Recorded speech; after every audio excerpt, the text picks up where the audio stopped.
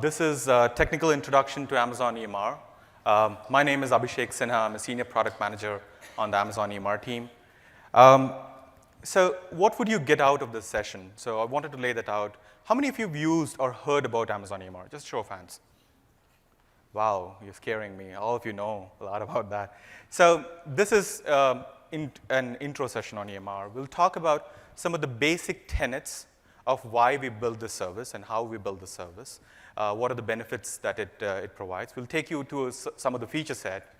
We'll also talk about a real-life experience of moving a 2 petabyte Hadoop cluster from on-premise to the AWS cloud and how that ended up actually saving cost and doing more work. So what it's not a technical introduction to any of the large-scale data processing frameworks that you'll be using. It's not an introduction to Hadoop. It's not an introduction to Spark or Presto.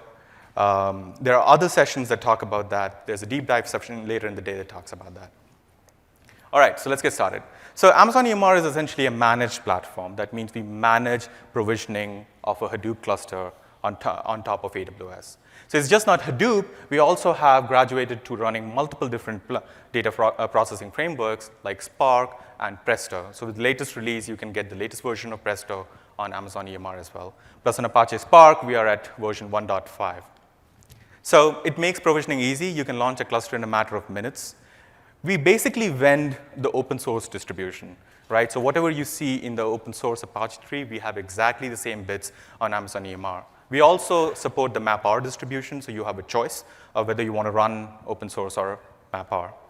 We allow and help you leverage the elasticity of a cloud, and as we go forward, I'll show you how. We talk about some of the basic security features that are baked into the setup. When you provision clusters, firewalls get set up, and security principles get set up, roles and accesses get defined automatically. We also, just like any other Amazon service, you pay by the hour, but you can also save on a cost by using something called as spot instances. So we'll talk a little bit about the concept of spot instances and how do you use Amazon EMR with spot instances. So the last point, that it's an open source environment inside Amazon EMR. Though it's a managed platform, we give you complete flexibility to add on any bits that you want. So we actually give you root access, which is quite unlike a managed environment. We give you root access to modify anything that's on Amazon EMR. And that allows you to do interesting things with new frameworks that are coming on top of EMR. All right, so what's the vision of the service? The vision of the service is essentially that we want to make it really easy, secure, and cost-effective to run this data processing frameworks on AWS. That's what we every day think about when we think about what should we build on Amazon EMR. So what do I need to build a cluster? Essentially, it's just 3 steps, 3 decisions that you need to make to build your cluster. You need to choose your instances, you need to choose the software you want to use, and you need to choose a method in which you want to access your cluster. So let's do that. Let's first look at a topology of an EMR cluster. Essentially, there's something called as a master node. So for those of you who are familiar with Yarn, this is what the resource manager runs. And then there are a bunch of slave nodes. Now, the slave nodes are categorized into 2 kinds. One of them is the core nodes, which runs, apart from the node manager, they also run the data service, that is HDFS. And the others are called task nodes. These just run the node manager. They don't have any HDFS on it.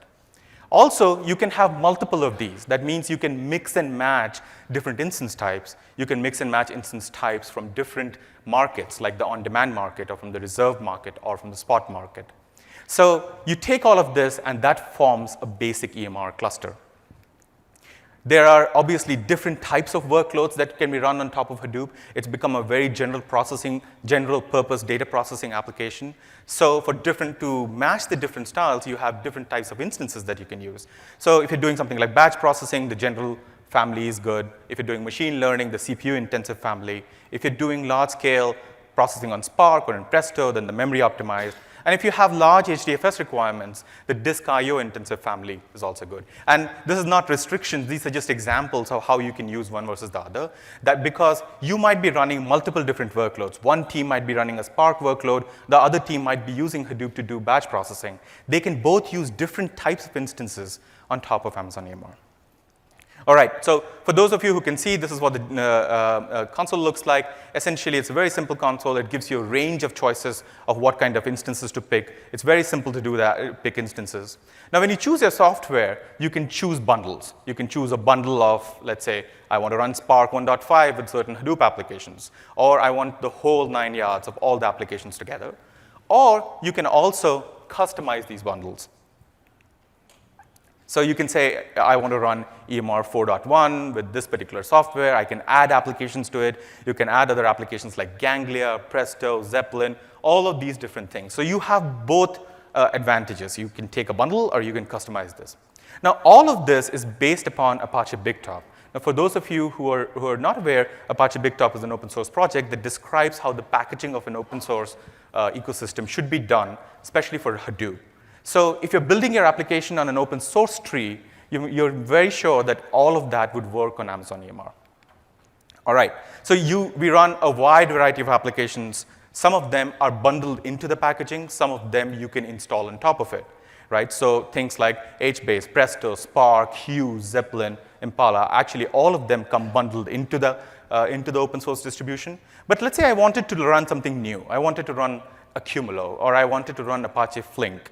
You can use a bootstrap action, which is basically a way to add new bits to the cluster, and you can load them up.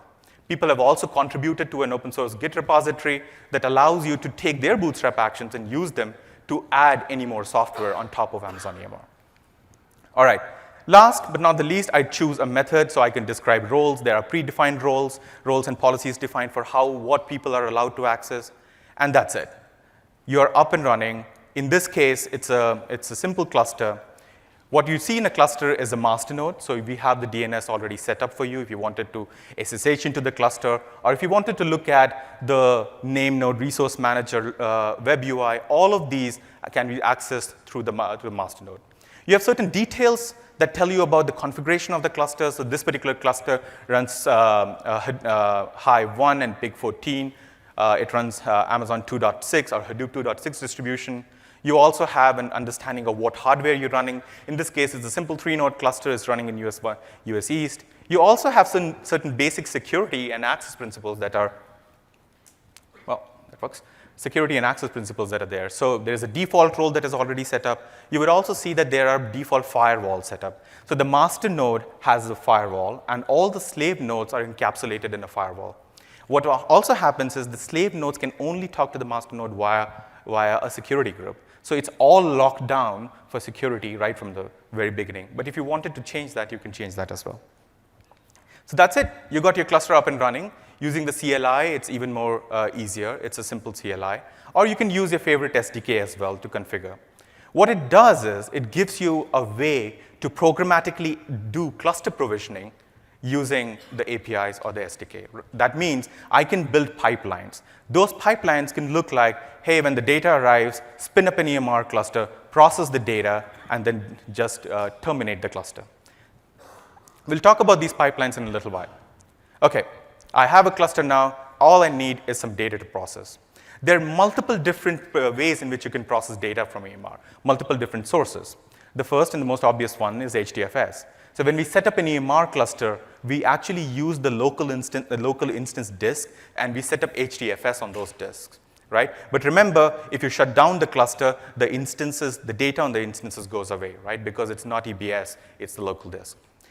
The second thing is we allow you to process data directly from Amazon S3 through a component called as EMRFS that comes directly integrated with Amazon EMR. We also allow you to process data from DynamoDB or with Amazon Kinesis. So there are a vast variety of systems that are available to process data. Most people understand how to process data from HDFS, but I want to talk to you a little bit about why we build the integration with Amazon S3 through EMRFS, which generally stands for EMR file system. So when you look at the concept of a Hadoop cluster on-premise, the idea of compute and storage is very tightly coupled. That means as your storage grows, your compute also grows accordingly. That doesn't mean that you're processing all your data at all the time. You might actually be just storing a lot more data, but you might just be processing a day's worth of data or an hour worth of data, or even sometimes, maybe at the end of the week, a week worth of data. So your Hadoop cluster keeps growing as much as possible because of the way your data grows. Now, what this leads to is the compute requirements really vary, right? That I might be processing a 1 hour worth of data that might just require 2 CPUs or 3 CPUs, right? But I have a 100-node Hadoop cluster because of the storage that I'm accumulated on HDFS. Also, I mean, if you came to a cloud computing conference, this graph is pretty evident, but it's a reality for a lot of analytics companies, right? So if you think about this, there is a weekly peak because most people are looking at weekly aggregation of data. There is a steady state workload where you're doing maybe the hourly or daily aggregation of data. But there are also times when you want to reprocess a lot of data, and that might be the peak. What people end up doing is they provision their Hadoop clusters at somewhere on the provision capacity line.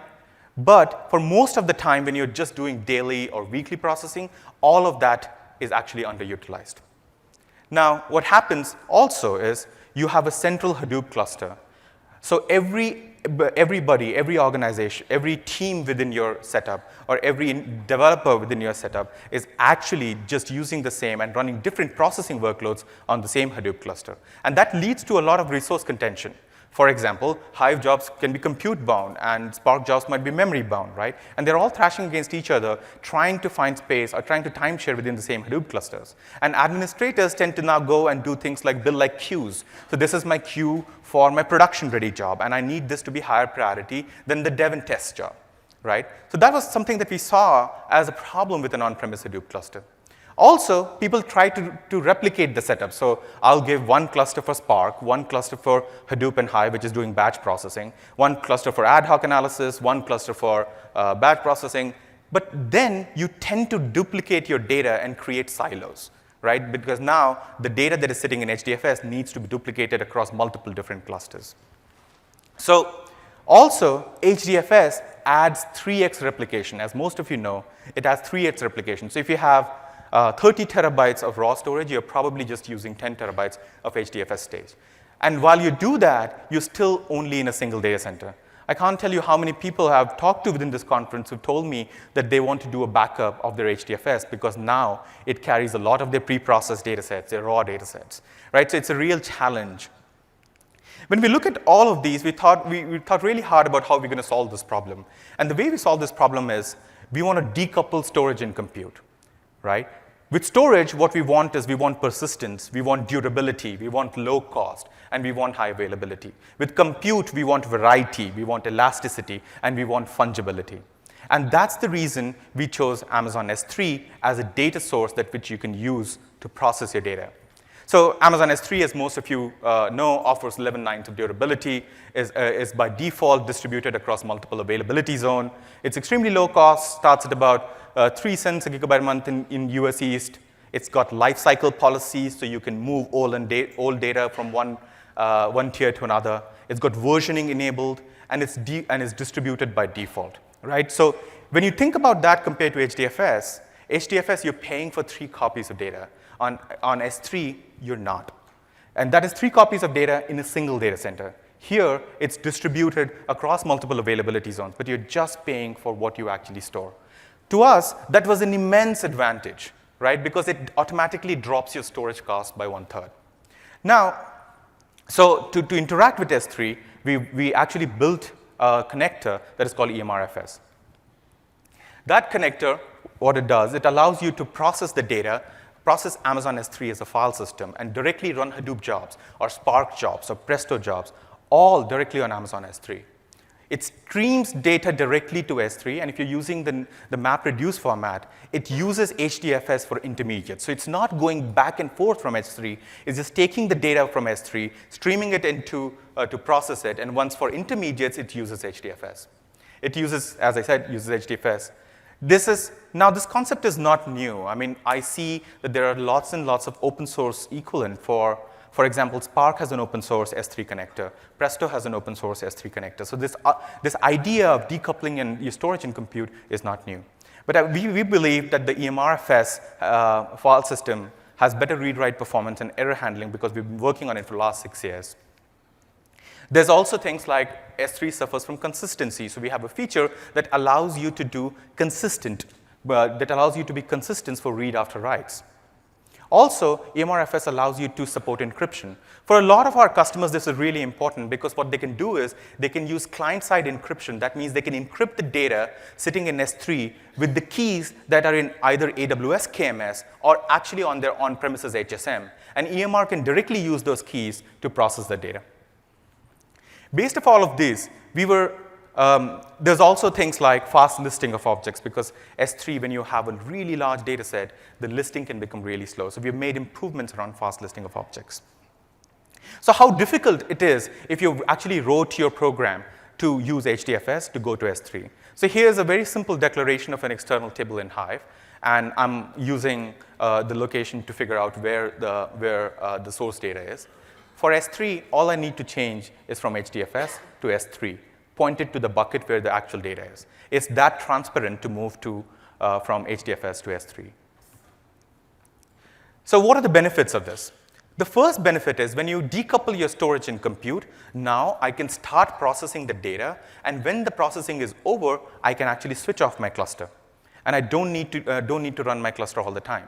So imagine a Hive job that does daily aggregations and wakes up every 4 hours.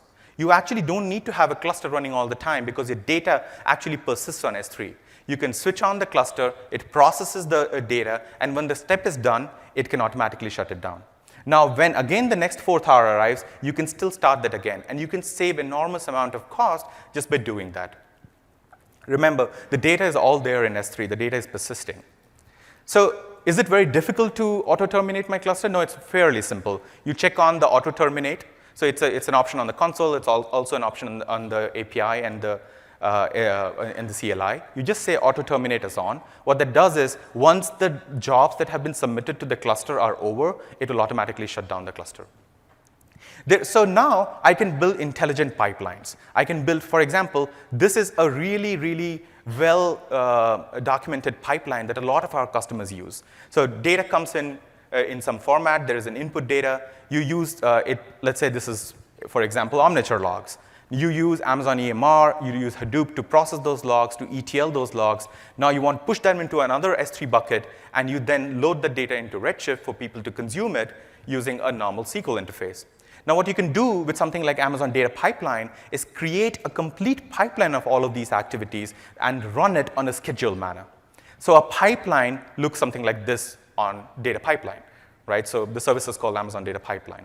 So you can create really good views of your complete pipeline. Even if you don't use Amazon Data Pipeline, you can script these pipelines to start using something like Lambda functions.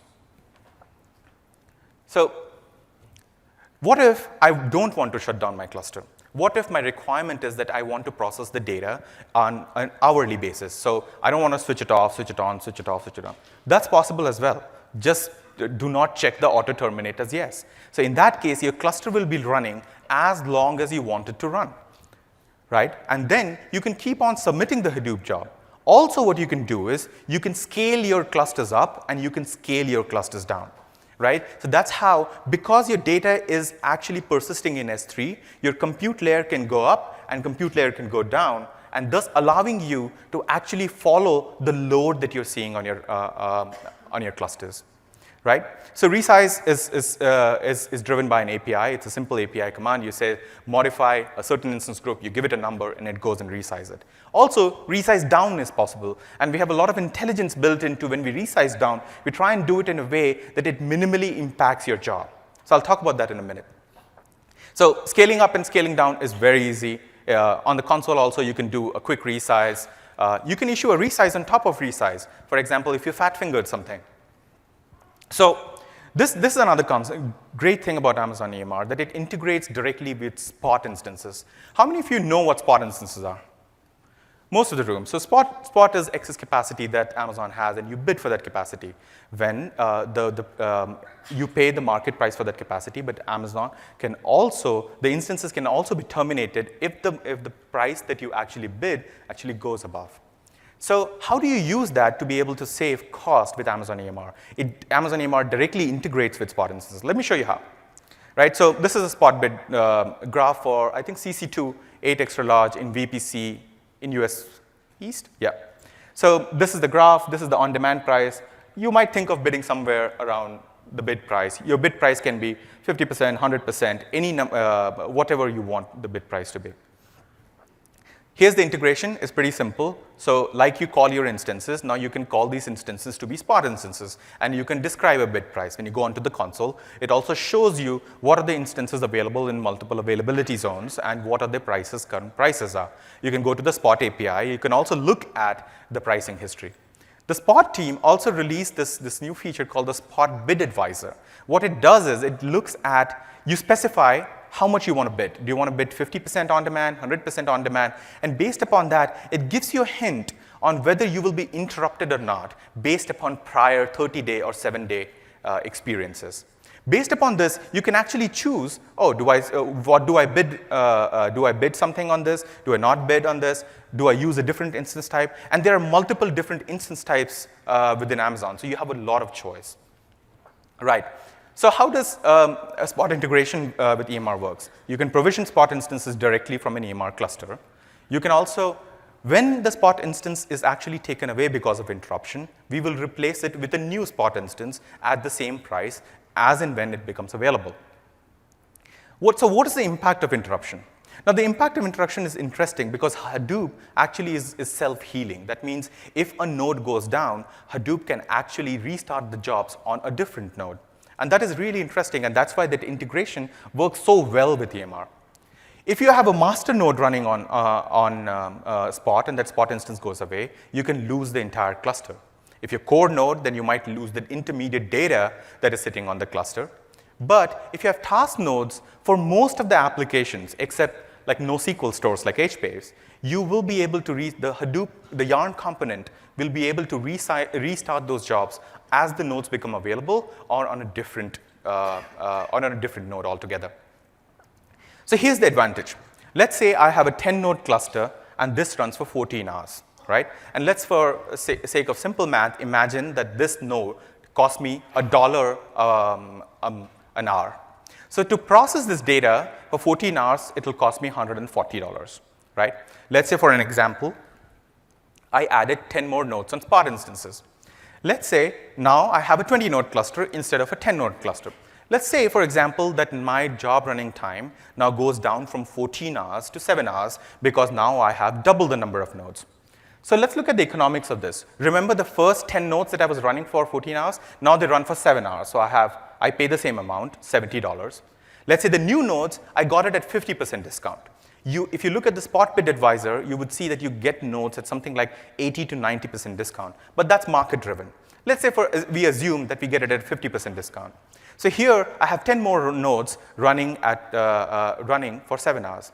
So if you look at the total cost, that's $105. So what I've done is I've run for half the time, and I have saved 25% of the cost. So what people do is, what is the worst SLA that you can afford for the business? That's what they run on demand.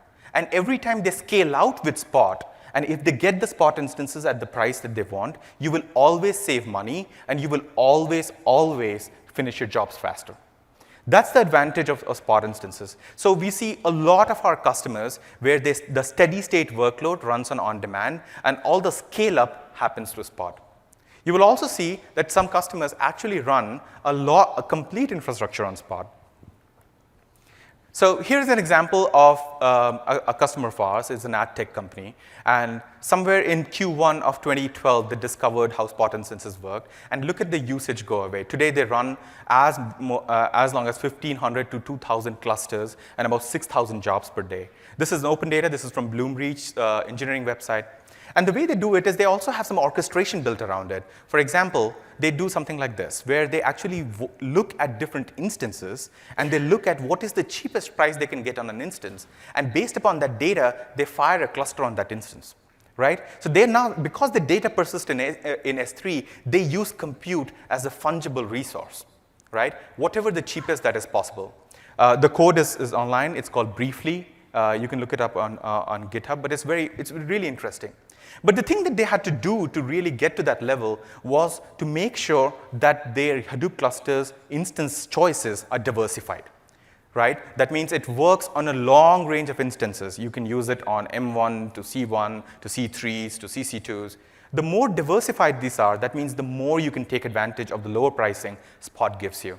That's why 6,000 jobs a day or 2,000 to 3,000 clusters is possible on EMR with really, really low cost.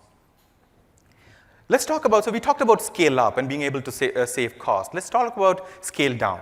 So what happens when you scale down? What happens when you scale down is we actually look at what's running on a cluster and we wait for those jobs to finish before we take those nodes out. So we allow you to specify a timeout. If the timeout is breached, then we will get you to the capacity that you want. But before the timeout, we will not interrupt a running job that might be running on a cluster. So you can actually issue a resize to shrink a cluster, and it will automatically gracefully shrink the cluster without actually impacting jobs. So what do we do for when there is HDFS? So when there is HDFS, we automatically make sure that the decommissioning of HDFS, which basically includes taking the data that is there in that HDFS node and actually storing it somewhere else, that happens to maintain the replication factor of the cluster, right? And remember, this HDFS, if you're using S3, this HDFS is only being used for your intermediate data, which is important, but if it completely fails, you can rerun the job because your source data is still lying on S3. So, but this is very conservative also, that it does not go down on HDFS in terms of the size if the replication factor is not met, if there's a lot of I/O going on, or it might, or if there is a chance of any corruption. So it kind of helps you and secures you around removing nodes and not knowing what's happening on the HDFS. So by using this, by using an ability to scale up using Spot and scale down, your load can go up something like this. It follows the variable load patterns that we see in a lot of organizations, right? What are the other advantages of this? The other advantages of this is that you don't need to have your entire Hadoop stack running on one particular cluster. You can logically separate concerns so you can have one central S3 bucket, and you can have multiple people running jobs that are on completely different stacks. They can be running Spark, they can be different teams, they can be dev team or test team. Some of them might be running Hive or Pig, or you might have an important customer that you might be running the job on. This is your production job. That can be a separate cluster. So you know that one cluster is not thrashing against the other cluster. Also, there's disaster recovery built in. Because S3 is distributed by default, if you actually end up losing a cluster or a complete availability zone goes down, all you need to do is point your script towards a different availability zone. In fact, if you did not specify an availability zone, your script would automatically select the availability zone and launch a cluster there. And there is no change. The data is still present there. You can still launch your clusters. Right? So there is no price that you pay for creating a DR, a BCP DR for your Hadoop clusters. So is there proof point for this? Are a lot of people actually running this? Yes, you will see a lot of people talking about this. So this is an excerpt that I took from the AWS Big Data blog, which I'll highly encourage you to check. It's a technical blog that gets run out of the AWS team. This is written by Nate, who is a principal architect at NASDAQ. NASDAQ puts a lot of their data on S3 and uses Presto on top of it to analyze for ad hoc analysis. In fact, I think Nate's talk is just after my talk at 3:30. But he said that there are no hotspots because every object in S3 being a distributed object store, is exactly accessible as any other object. S3 is infinite scalability. It almost gives you 11 nines of durability, automatic cross data center replication, straightforward multi-region replication, lifecycle policies. And this has been proven by people like NASDAQ and Netflix and a lot of our customers. In fact, if you see customers around you who have been using AMR, you should ask them if they're using S3 or not. So let's quickly recap what we talked about. We talked about rapid provisioning of clusters. We talked about that you can run multiple different stacks on Amazon EMR. You can run Hadoop 1 and 2. You can run Spark, Presto, and other applications as well. We base it on open source packaging, so whatever you see is actually very similar to what's in the open source tree. But the core point, if you want to take something back from this talk, is the ability to decouple storage and compute. We also allow you to resize clusters and manage demand. Also, I talked to you about how do you save costs by using Spot instances. So this is all theory. So I wanted to introduce Gaurav Agarwal, who's a senior software engineer at AOL. Gaurav is going to talk about how they use these principles to move a 2 petabyte Hadoop cluster from on-premise to the AWS cloud and live to tell the tale. Gaurav. Thanks, Abhishek.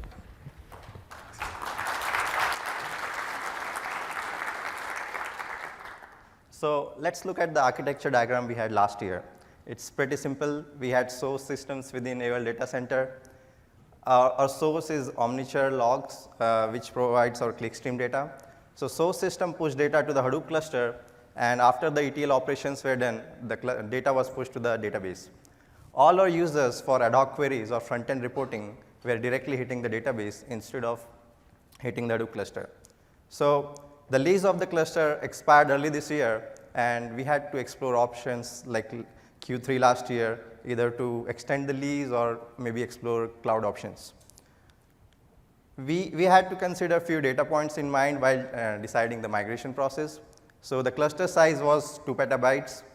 Compute-wise, we processed around 2 to 3 terabytes data per day. There were 100 nodes, so like, do we really need 100 nodes? Shall we ask for more a number of nodes, or do we need less number of nodes? Data retention was 13 to 24 months for different summaries, and sometimes business were keen to keep raw data even for like 36 months. So the first and obvious choice was to extend the lease, but we had a multi-year experience with the Hadoop cluster, and we knew it has its own challenges. The first one is fixed cost. So you enter into a commitment where you are paying X number of dollars for multiple years. Storage and compute were tightly coupled, so even if we had to increase the retention of data for 36 months, it would have come up with the additional compute, which we might not need. The cluster was always running, so everyone has issues. So sometimes if there are source issues, there is no data to process, the cluster was running, which is not very resource and cost efficient. We needed a model where we could try things on our own. Like, for example, I don't want to use Hive. I want to use Spark. I want to use Presto. And sometimes it takes a lot of time in the organizations to get those things done. So we needed a model where we could try and test things on our own. So a self-serve model was needed. The Hadoop cluster was not scalable. So what I mean is there were always 100 nodes. So even for tiny data sets, there were 100 nodes, and even for the larger volume, there were always 100 nodes. So it was not scaling according to the data volume of the input size. During production outages, there were no alternatives, and the whole reporting used to go down. So for that much window, basically users could not do anything. Production upgrades, like for example, if there is a upgrade of Hive version, it used to create a lot of dev and QA work because they had to ensure the new upgrade does not break anything. So a lot of smoke testing was done to ensure the upgrade goes smooth. Then if you combine all these things, ultimately it used to result in slow deployment cycles. And it's mainly not because the code or the soft skills we did not have, it's mainly because the infrastructure was serving as a barrier. So if we get a major project or a major requirement, we had to worry about compute, we had to worry about storage. So that really slowed us down in some cases. So we went for the next option. Okay, let's try cloud. Went for a big data training, tried few things, and came up with the rough architecture that source system can directly put data to S3, an EMR cluster can read data from S3, write data back to S3. Since the lease of the database we had, the lease was still active, so we went with the hybrid model. So we pull data from S3 on a machine, load it to the database, and the historical data gets archived or deleted. So try to have a static image of the diagram because we'll go into the complexity of the same in next few slides. So the training which we spent our initial time on the web console. So we got familiar with AWS services like how to upload data to S3, how to create an EMR, how to run steps on EMR. And I would highly recommend to try and test multiple things, like for example, try multiple applications, multiple instance types, and come up with a design that suits you well and create the architecture diagram which needs the business purpose. Once you are comfortable with this web console, definitely try out CLI, because for actual dev and QA work, CLI will make things really fast. So once we made a call that we were not going to extend the lease and we'll move to the AWS, one of the key tasks was to move the existing data we had. Our cluster was 80 to 90% utilized, so we had to move terabytes of data. And we started with few naming conventions. So what we did, we created separate bucket for each environment. Like for example, dev, QA, production. We have a few analysts in the team, so we created a separate bucket for them as well. Within each environment, we created separate bucket for projects. Like for example, code for actual queries and scripts, log to store the EMR logs, data to store the actual data, control bucket to indicate that the processing is done. And since we had the hybrid model, we created a bucket to indicate that the data can be now pulled over for the database load. The data we had in-house was snappy compressed. We converted it to gzip.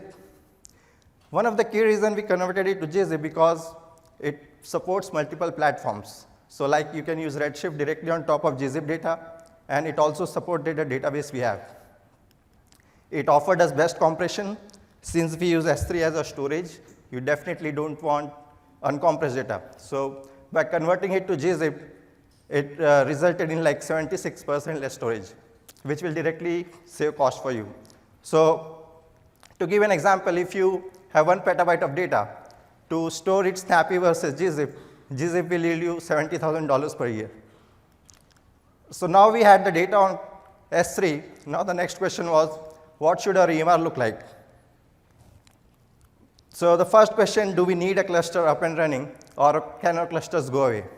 Since the Hadoop cluster was mainly used for ETL purpose, we did not need a persistent cluster all the time. So we went with the transient model. And transient model has its own advantage because the cluster is not up all the time. You have minimum maintenance to do, and also you are paying only for what you use. So if there is no data, basically you don't have any infrastructure and you're not paying for that. Between S3 and,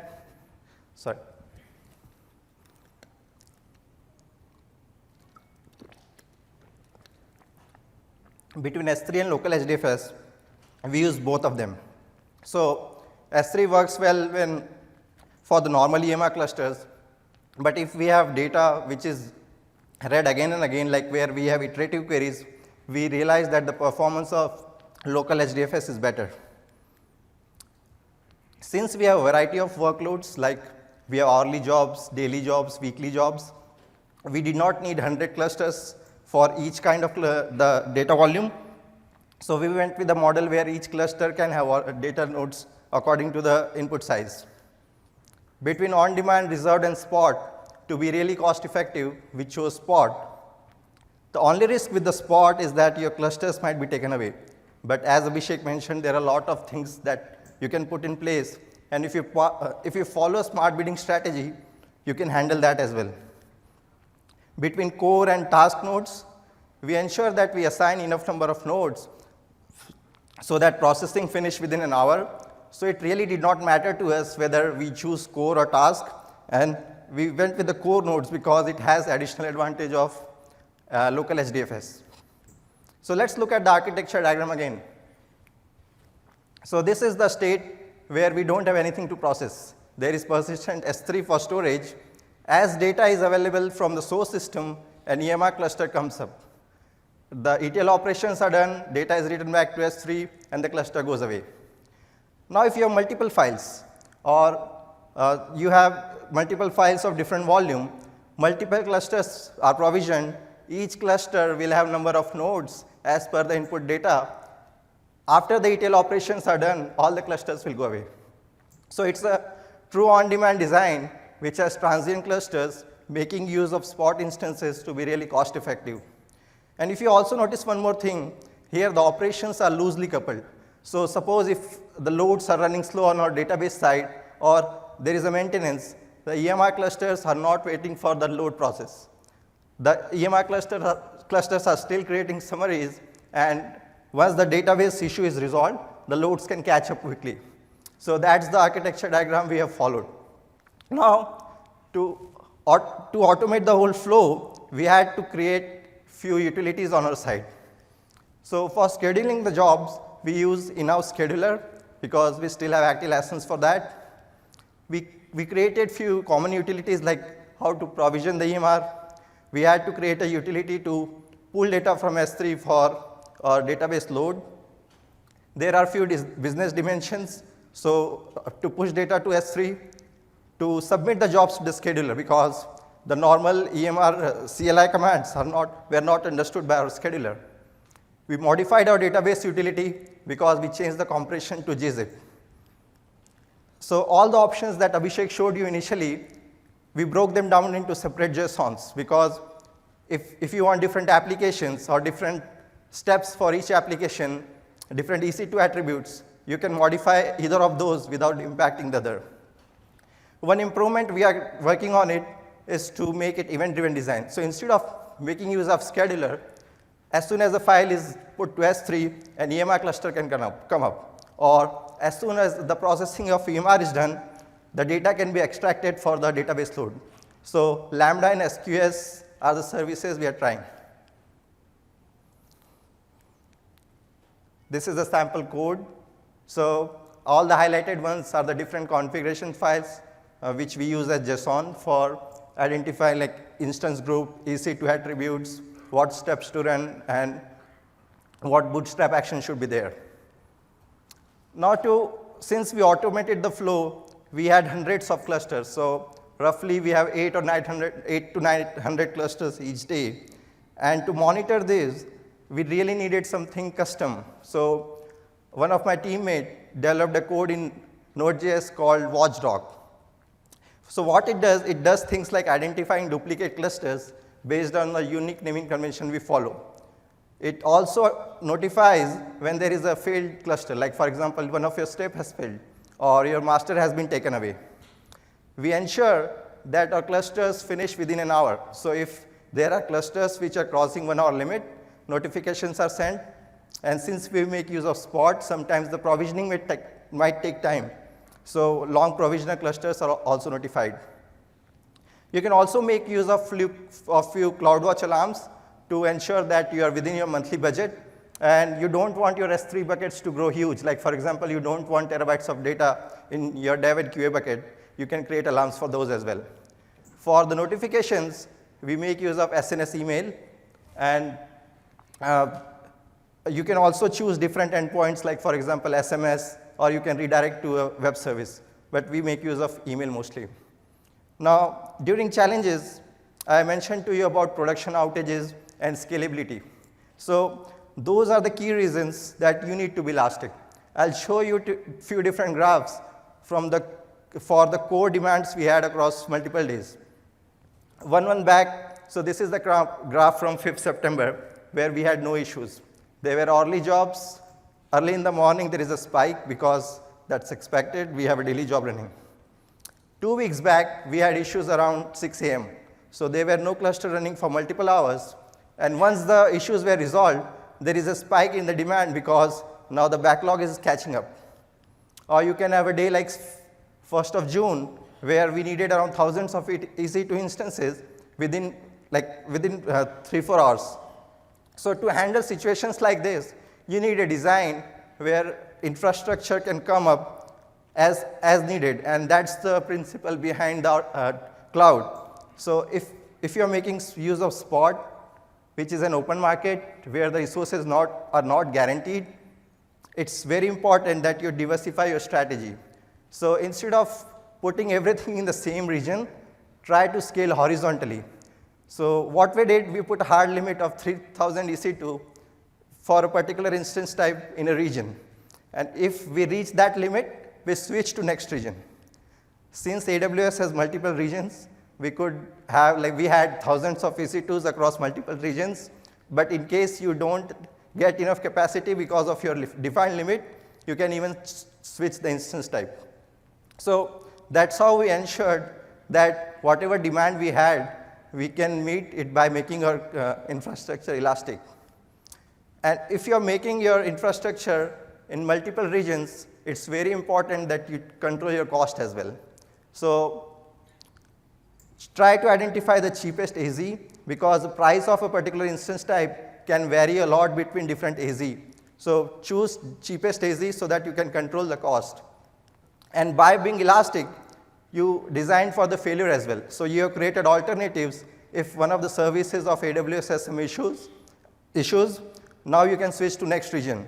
And being global, we also ensured that if there is a disaster or if something goes wrong, our business continues. Let me talk about few optimization tips. So try to partition your data on S3 so that you can read only what you need. Make use of versioning and lifecycle to ensure that you have multiple versions of like code, or to archive the data, you can set lifecycle policies. Assign the number of nodes based on the data volume, and also try to ensure that you make the complete use of the hour, because if you use partial hour, you'll be still charged for the full hour. You can tune few runtime parameters for Hadoop, like for example, memory. You can compress the map and reduce output. If you have multiple files and you don't want too many mappers, you can combine the input files. For security, if you are making use of transient clusters, you don't even need key pair, because no one needs to SSH to the transient cluster. So you can have keyless clusters. And transient or persistent, try to make use of EMR roles so that people don't have access to production buckets, or they don't write to the production buckets accidentally. So we spoke about the challenges we had last year, and this is where we are now. Now we are paying for what we use by using transient clusters. We have decoupled our storage and compute. We have an on-demand design. We have a self-service model where we can try things on our own. Our infrastructure is elastic, scalable, and it's available globally because we have used multi-region deployment. And all these things have resulted in quick and easy deployments because we are not worrying about the infrastructure anymore. Few features that would have been helpful to us is like, for example, having external tables on top of S3 for Redshift. I know they launched the Lambda for Python today, so this slide is kind of old, already old. So with so much benefits and improved efficiency, we have managed to keep our costs low. So our monthly AWS billing is almost 25% of what we used to pay before. So if you have approved budget, you can reach out to the business and put 3 times more workload. And that's how we pay them. And the best thing is we have the budget approved, and the rest of the 3/4 is going to me to keep me motivated. So let me talk about the restatement.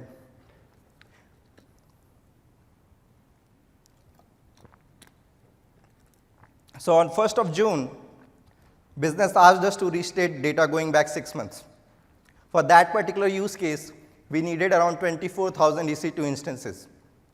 Using multiple region deployment, we spread our requirement across 10 AZs across 3 regions of US, and there were roughly 550 clusters running.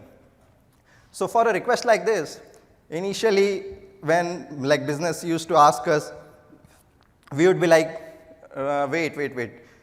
Do we have enough compute? We have enough storage? Or there used to be a lot of discussion, and ultimately it used to take us like weeks and months to do it in-house. But using AWS, we finished that within hours. That was 60 times faster. So it's really the first time that we put our design to the test, and it worked out really well, where we provided things to the business cheaply and very quickly, because business did not have options before. They had to wait weeks and months, and in that time, sometimes even the requirement had changed, and the initial data was not even provided. So that's the key win that happened to us because of moving to the cloud. There are few practices and suggestions that I would like to mention from the experience I have. So tag everything, tag all your resources. I know it's going to be compulsory using, you can make it compulsory by using rules that they launched yesterday. If you want to be cost effective, definitely try spot instances. they are 80 to 90% discounted, and the only risk you have is they might be taken away, but don't worry, they never go away. Infrastructure as a code, try to make utilities and try to make use of SDKs so that you can provision infrastructure. Make heavy use of roles and policies, obviously for the security purpose. If you have transient clusters, don't put key on them for security.